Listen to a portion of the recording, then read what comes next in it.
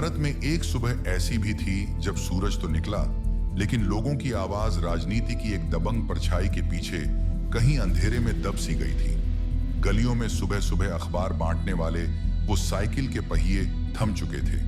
अखबार तो छपा ही नहीं था, क्योंकि रात में ही बहादुर शाह जफर मार्ग की बिजली काट दी गई थी।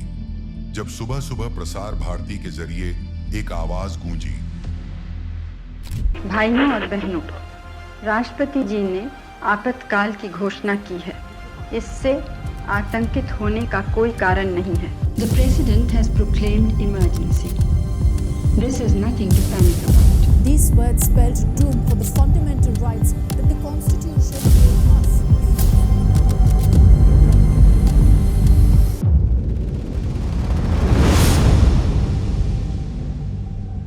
In the morning, the country woke up to what is now referred to as a black spot on India's democracy. 1975 was the day when Indira Gandhi imposed emergency in the country. Hindustan का लोकतंत्र jail की सलाखों के पीछे बंद हो गया था। यह अनाउंसमेंट थी भारत की पहली महिला प्रधानमंत्री इंदिरा गांधी जी की। वह सुबह सारा देश एक जेल खाना बन चुका था। सड़क पर घूमने वाले लोगों को पुलिस पकड़कर जेल में डाल रही थी। लोकतंत्र को डिक्टेटरशिप में बदलने के लिए संविधान के आर्टिकल 352 का सहारा लिया गया था। चारों तरफ बिना वारंट के गिरफ्तारियां हो रही थी। सारे लीडर उठा लिए गए। मोरारजी देसाई और चरण सिंह जैसे नेताओं को गिरफ्तार किया जा चुका था। सरकार का विरोध करने वालों को कहीं भी कभी भी गिरफ्तार किया जा सकता था। सन 1975 की इमरजेंसी लोकतंत्र के इतिहास में एक काला धब्बा मानी जाती है।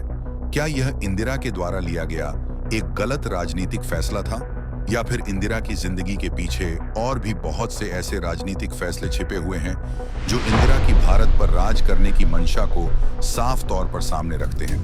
25 जून को भारत में लोकतंत्र की मृत्यु हुई थी। नेहरू गांधी खानदान हमेशा सत्ता में बने रहना चाहिए, ये उनकी मंशा थी। को इस देश के इतिहास में एक काला अध्याय मानता हूँ। 25-26 जून कोई भूल नहीं सकता।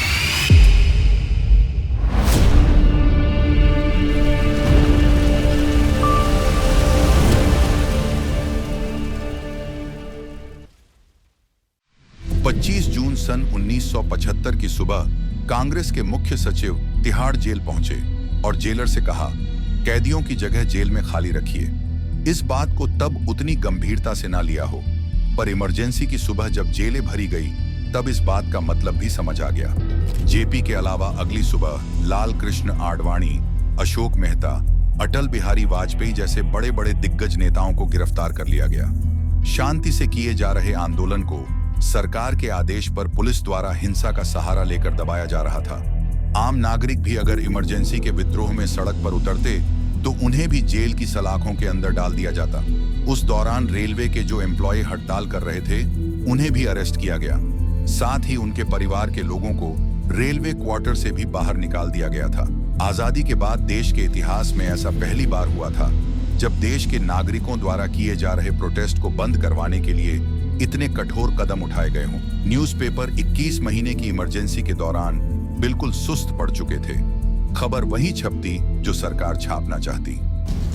प्रेस को गैग कर दिया गया, लोगों को पकड़ लिया गया और जो अपोजिशन सब लीडरों को कैद कर लिया गया। अखबारों की बिजली काट दी गई और उसके कारण अखबार नहीं छप सके अगले दिन। अखबारों में भी ऐसे सेंसर अधिकारी बिठाए गए थे जो हर खबर को चेक करने के बाद उसमें काट पीट कर ही उसको छपती थी। न्यूज़ के ऊपर सेंसरशिप लगा दी गई थी। अखबारों को कहा गया था कि बगैर सेंसरशिप की कोई खबर नहीं चलेगी।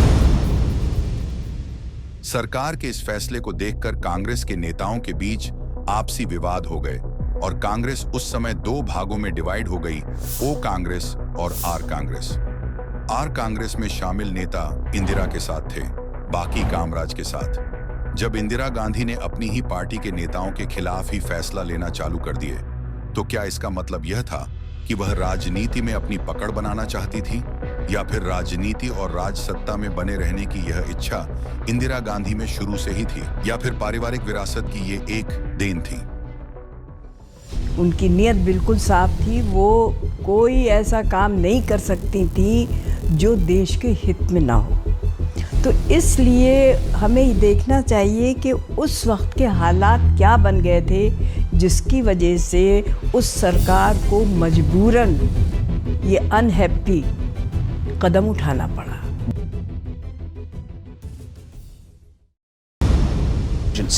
Which you declared in 1975 when you gave yourself very great powers. Information has reached us which indicates that there is an imminent danger to the security of India. What was the precise nature of that danger? I'm afraid you can't say anything with great precision.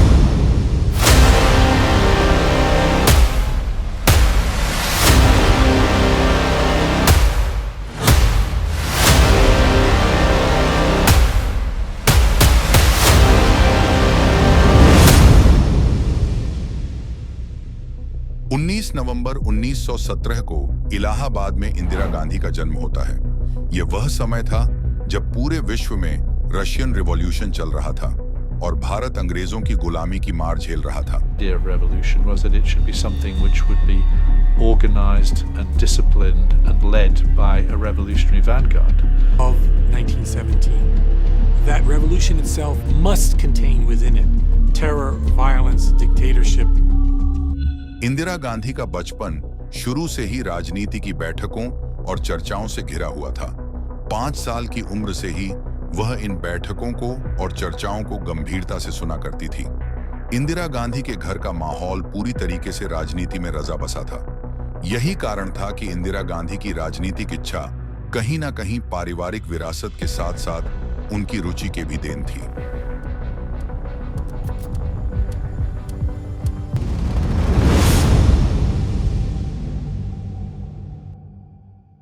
10 मई 1966 भारत के दूसरे प्रधानमंत्री लाल बहादुर शास्त्री की आकस्मिक मृत्यु के कारण कांग्रेस में एक सवाल खड़ा होता है कि प्रधानमंत्री पद की बागडोर किसे सौंपी जाए। 1966 देश के दूसरे प्रधानमंत्री लाल बहादुर शास्त्री का देहांत हो गया। अब कुर्सी के खेल में 2 नाम थे, एक मोरारजी देसाई और दूसरे जवाहरलाल नेहरू की बेटी इंदिरा गांधी। वैसे तो इंदिरा गांधी को प्रबल दावेदार माना जा रहा था, परंतु कांग्रेस के कुछ नेता इंदिरा गांधी को प्रधानमंत्री बनने के पक्ष में नहीं थे। इनमें से मोरारजी देसाई का यह कहना था कि वह इंदिरा गांधी से ज्यादा अनुभवी है, इसलिए प्रधानमंत्री पद की बागडोर उन्हें सौंपी जाए। हालांकि मोरारजी देसाई ने प्रधानमंत्री पद के लिए अपनी दावेदारी पहले भी पेश कर चुके थे, परंतु कामराज के आगे उनकी दाल नहीं गल सकी।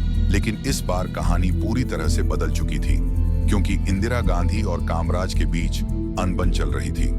इस अनबन के बाद भी के कामराज और अन्य नेताओं ने मिलकर मोरारजी देसाई को बहुत समझाया और आखिरकार मोरारजी देसाई इंदिरा गांधी को प्रधानमंत्री बनाने के लिए राजी हो गए, परंतु उन्होंने इसके बदले अपनी कुछ डिमांड रखी।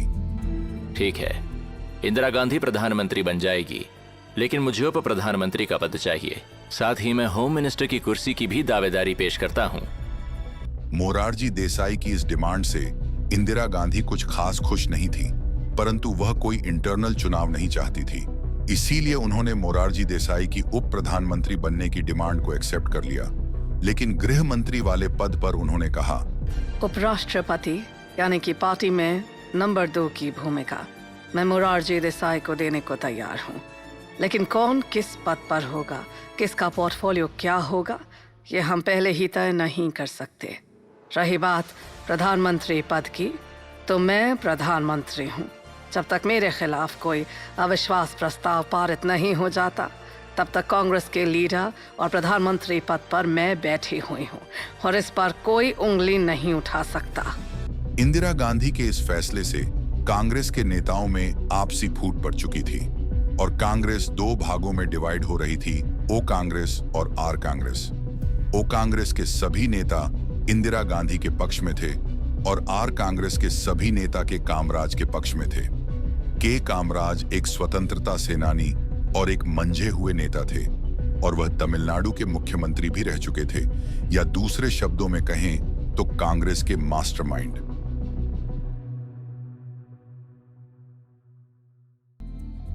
Was elected by a large majority. Perhaps no other woman in history has borne so tremendous a responsibility. In 1966, Indira Gandhi became the Prime Minister of India. दरअसल के कामराज पंडित जवाहरलाल नेहरू के साथ मिलकर कामराज प्लान लेकर आए थे।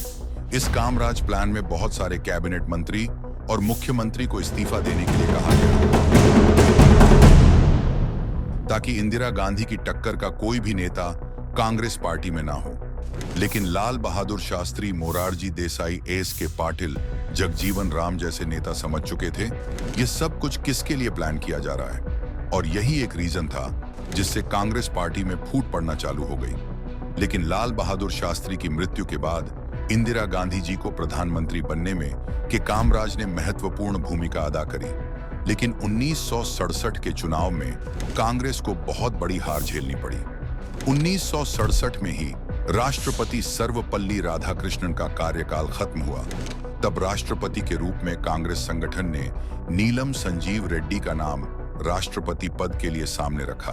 कांग्रेस की जो पूरी लीडरशिप थी वो नीलम संजीव रेड्डी के नाम का समर्थन कर रही थी। लेकिन इंदिरा गांधी कांग्रेस संगठन के इस फैसले से खुश नहीं थी और उन्होंने उपराष्ट्रपति को चुनाव लड़ने के लिए प्रोत्साहित किया। रेड्डी का राष्ट्रपति बनना उन्हें ये लग रहा था कि वो शायद उन्हें थोड़ा ऑटोनॉमी देगी पार्टी के मामले में, और संजीव रेड्डी के वहाँ होने से शायद प्राइम मिनिस्टर पे थोड़ा अंकुश लग पाएगा। इंदिरा गांधी चाहती थी कि हम राष्ट्रपति का उम्मीदवार उस आदमी को बनाएं जिससे उनका रेपो ठीक हो। इंदिरा गांधी के समर्थन से वीवी गिरी निर्दलीय पक्ष से राष्ट्रपति पद के लिए चुनाव लड़ने लगी। उनके ही कहने पर उन्होंने कांग्रेस से इस्तीफा दे दिया।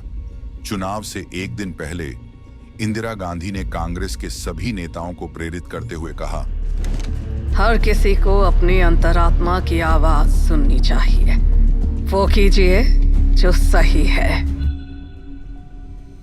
इंदिरा गांधी का यह मैसेज समझने वाले समझ चुके थे। उनके इस मैसेज में साफ समझ आ रहा था कि वह वीवी गिरी को वोट देने के लिए कह रही है। अब वीवी गिरी चुनाव जीत जाते हैं।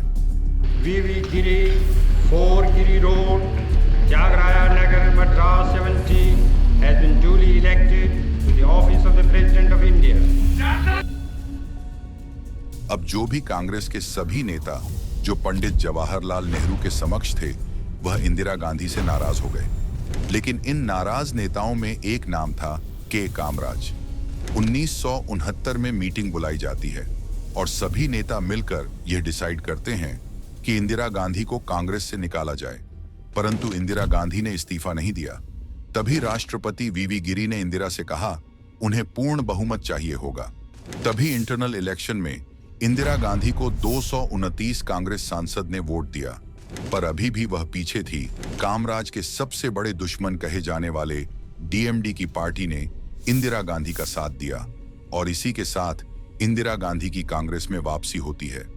अब इंदिरा गांधी ने भी पलटवार किया और के कामराज को उनके राष्ट्रीय कांग्रेस अध्यक्ष के पद से इस्तीफा मांग लिया। यहीं से कांग्रेस दो अलग अलग पार्टियों में बट गई। कांग्रेस आर मतलब रूलिंग, जिसे इंदिरा गांधी लीड कर रही थी, और दूसरी तरफ कांग्रेस ओ यानी कि ऑर्गेनाइजेशन, जिसे के कामराज लीड कर रहे थे। Srimati Indira Gandhi from the primary membership of the Congress for deliberate act of defiance of the decision of the working committee. Indira Gandhi had come into her own. She had split the Congress and she had made the Congress entirely about herself. She became supreme leader of the Congress. She was able to create a party entirely in her own image. In the 1971 Indian general elections, the biggest democratic poll in history, 150 million people voted in 500.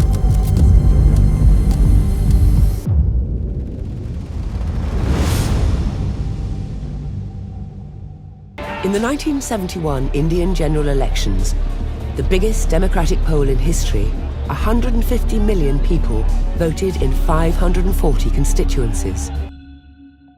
सन 1971 से पहले इंदिरा गांधी को गूंगी गुड़िया कहकर बुलाया जाता था।